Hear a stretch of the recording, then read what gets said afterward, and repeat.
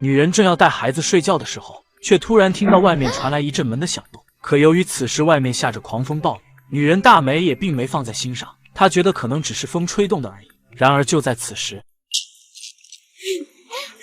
屋内顿时陷入了一片黑暗，大美也不知道什么情况，无奈她只好让女儿留在屋里等待，而自己则走去外面看看是不是总闸出了问题。可谁知大美刚走出去，床上的女儿却又再次听到一阵门的响动。看着屋内黑漆漆的一片，女儿简直害怕极了。妈咪！见没有回应，女儿便立马来到窗前查看，可却看到妈妈还在外面，并没有回来。就在女孩疑惑不解时，外面却又再次传来一阵响动，女孩彻底慌了，于是她立马走去将房门关上，并将其反锁死，随后快速躲进了一旁的竹筐里。可谁知女孩刚躲进去，她就看到门把手开始转动了起来。